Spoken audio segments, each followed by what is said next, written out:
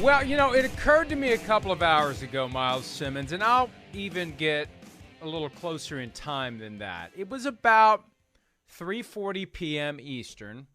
I was about to get in my pre-show workout, and I thought, kind of a quiet day. Nothing really going on this afternoon, unlike every afternoon for the past 2 weeks. And just as I was getting ready to mount my steed, my exercise bike, and say, like Russell Wilson now does, let's ride, I found out that there was a development. There was some news. Your Cleveland Browns, the first team out, is the last team standing. Somehow, Jimmy Haslam and company finagled their way back to the front of the line. Money talks. And they get Deshaun Watson. Your initial reaction as a Browns fan to Deshaun Watson coming to Cleveland? Well, the first thing I think, man, is that it's important that we acknowledge that this is still a human being that is undergoing 22 civil lawsuits for sexual misconduct. And not only that, but he gets traded to the destination where he wants to be and receives a contract that is 5 years and $230 million, every cent of which is guaranteed. And the fact that he got to pick where he wants to go and he gets that amount of money, man, it's kind of hard for me to wrap my head around because of everything that we know he is accused of. And this is somebody we're talking about who got deposed in 2 of these cases before meeting with the Cleveland Browns this week. So I don't know. I mean, like, as an on-the-field thing, yes, obviously this is huge. It's huge for the city that I grew up in, and it's great. But, like, I don't know. I find it a little bit difficult to wrap my head around exactly what this is based on the allegations that we know are against him and the civil suits that are still ongoing. It's something, Mike. It's just something. If we go back to a week ago, in this time slot, our Friday, another Friday closer to death version of PFTPM, the talk was that Deshaun Watson had learned that he would not be facing any criminal charges. Nothing, no misdemeanors, no felonies, 9 criminal complaints ignored by a grand jury in Houston. And that created a sense that it's fine now. Let's go get him. And there were some unfortunate comments on Twitter that seemed to give credence to the idea that the truth has come out and everything. No. There's 22 civil lawsuits still pending, and anything can happen with those cases. He could lose every one of them. He could lose any one of them. And those don't go away just because he's not going to be charged criminally. But I think that what happened was, and this was a great move by the Texans and Deshaun Watson, they did an expert job over the weekend of stirring up enough interest, and we saw the breathless reporting on Saturday and Sunday. This team's interested, that team's interested, this team's interested, that team's interested, and it morphed into a competition.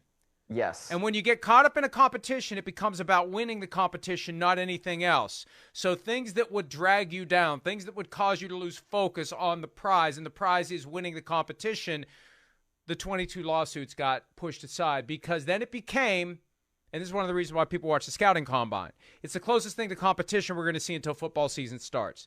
And you have a 4-team tug of war for Deshaun Watson. Everybody forgot about these 22 civil cases. Well, now that it's over, these 22 civil cases are front and center again. And they should be. But you're right, Mike. I mean, it basically turns into a high-stakes football version of The Bachelor. You know, the Browns were standing there and they didn't get the rose at first. And then all of a sudden, we learned the Panthers aren't going to get the rose either. And so now we're down to the final 2 teams. And and I think this actually just happened on The Bachelor this year. It's not the final 2 that actually gets the final rose. It's somebody that he had already spurned before. He says, oh my gosh, we got to bring them back because I just can't get this person out of my mind. I can't get this team out of my mind. And now here we are, the Cleveland Browns win the competition, and they are going to be the ones who have some quarterback stability, ostensibly, for maybe the next decade. Don't try to tell me I think that's what happened. Okay, don't give I'm me. Pretty sure I think. No. First of all, Mike, I really don't. I don't watch The Bachelor. I've seen a couple seasons, but I don't watch it. But I read something earlier this week from the LA Times that was talking about basically that. So that's the only reason why I know that this happened. All right, so it's about my reading consumption, not my television consumption.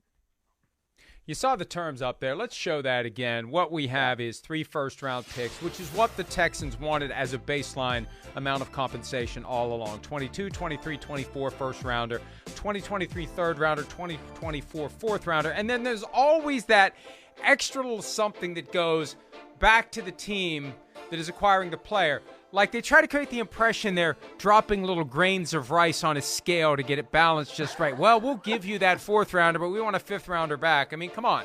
What are you doing here? So in 2024.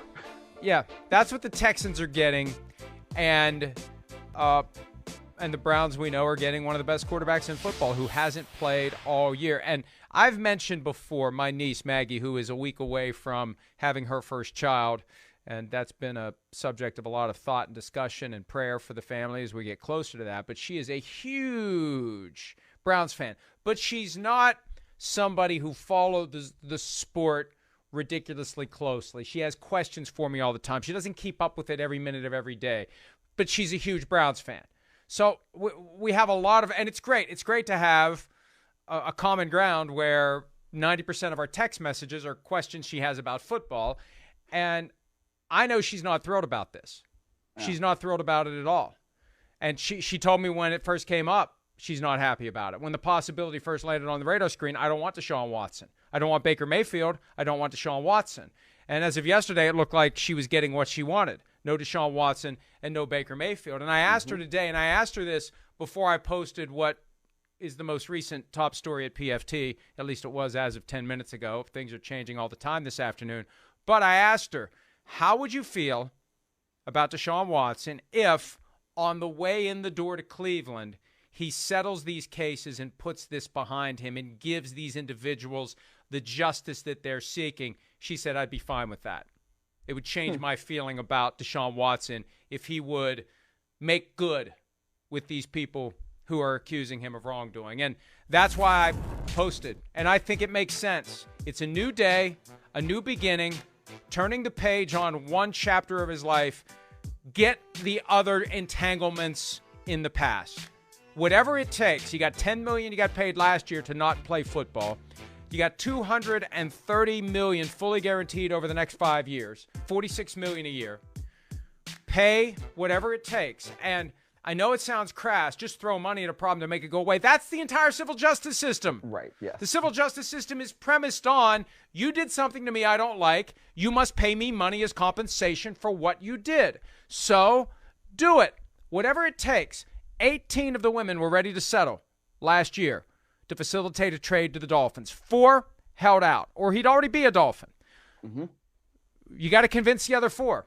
And there are ways to do it. There are ways to put pressure. I wrote about this at PFT. There are devices. There's a device called an offer of judgment, which really turns a lawsuit from a nothing-to-lose proposition into something where the plaintiff has to say, now, wait a minute. You mean if I don't do better at trial than what they're offering me, I've got to pay a bunch of money for court costs and litigation costs and travel and all these other things? I have to pay that myself? Wait a minute. I thought I didn't have to pay anything to go forward. That's what they tell me on these TV commercials. We don't get paid unless we get money for you. And it's true, except when you put a plaintiff in that situation where they have to truly ponder the possibility of having a downside. That's an aggressive position to take, and I hope that it wouldn't come to that. I hope everybody's ready to be reasonable. Tony Busby needs to be reasonable. Deshaun Watson needs to be reasonable. The 18 people who were ready to settle last year already have shown they're willing to be reasonable. They need to get the 4 holdouts to be reasonable. But whatever it takes, make it go away. And I don't mean that in a brush it under the rug. I mean take your reckoning, make your recompense, and move on with your life.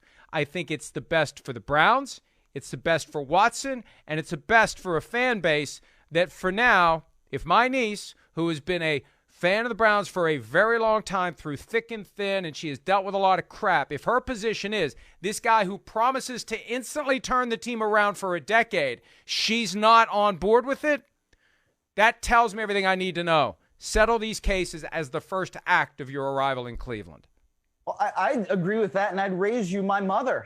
She's also a huge Browns fan, but, exactly kind of the same way. We text all the time about the Browns and things that they may or may not do, and she felt the same, that she wasn't really into necessarily acquiring Deshaun Watson because of the types of things that he is accused of, and with these 22 civil lawsuits still ongoing. So I agree with you. I think he needs to take his reckoning. He needs to settle these cases in a way that satisfies each one of these 22 women.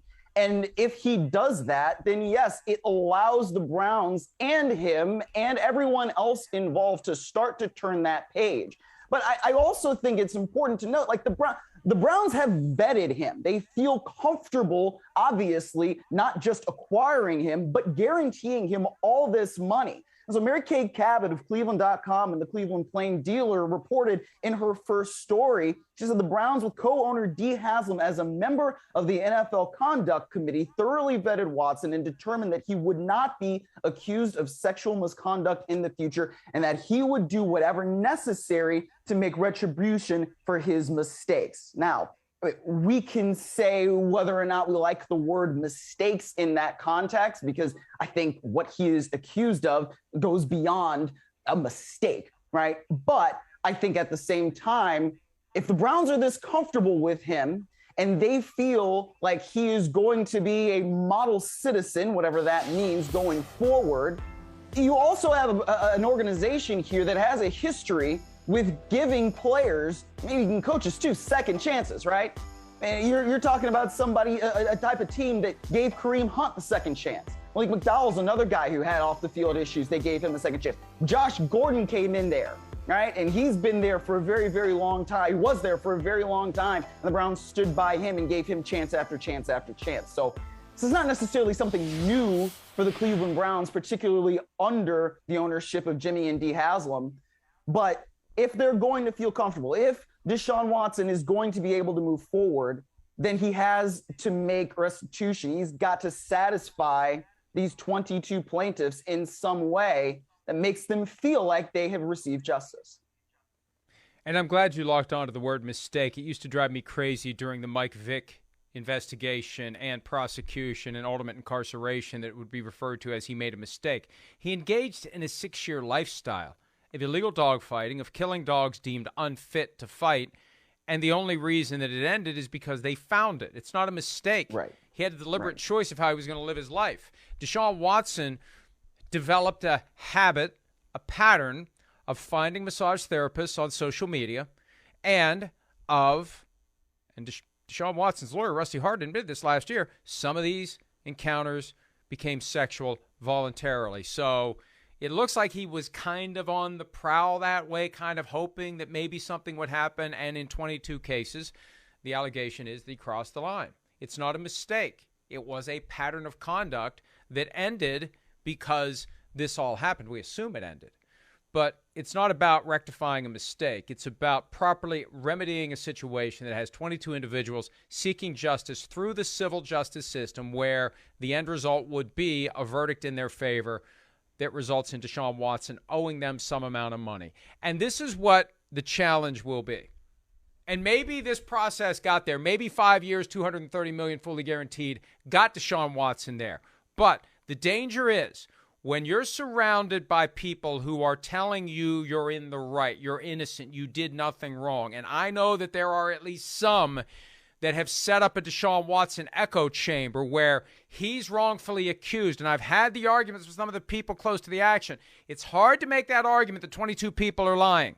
There's a critical mass between 1 and 22 where it's too many. You could get by with one saying this person just has a vendetta, this person is just wrong, this person is just greedy. At some point between 1 and 22, there's too many to say they're all lying. They're all motivated by greed. They're all running some sort of a scam. 22, the total number of players on a football field at any one time, that is too many. There is something there. And the challenge will be, and maybe there'll be some tension between lawyer and agent here, the challenge is going to be to say, forget about that.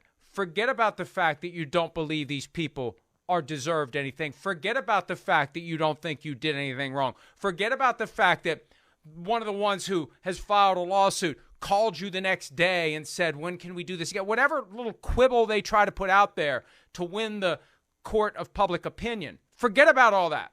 Set it all aside and make it a business transaction. To each and every one, what does it take to give you satisfaction, to give you justice? You tell me what it takes. You got it. What does it take for you? You got it. What does it take for you? You got it. That's what he needs to do. And that's going to be a challenge because that stubbornness takes on a life of its own.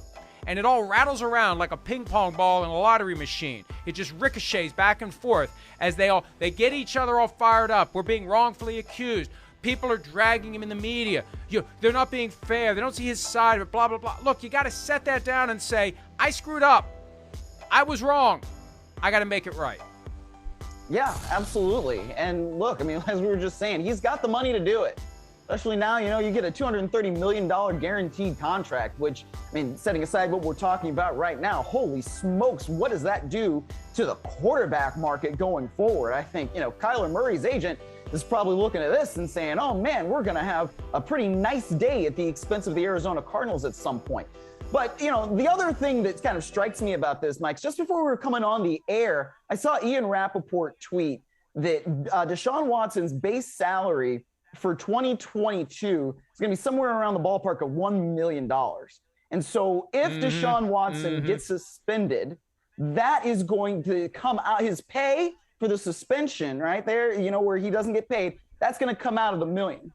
So it's not like this is something that they're not thinking about from an agent standpoint, from a Brown standpoint, that they might not have him for some of the 2022 regular season if he gets suspended. And once these cases are resolved, and we've talked about this earlier in the week, Mike, you wrote about it too at PFT, that's probably when the NFL is going to take some sort of action.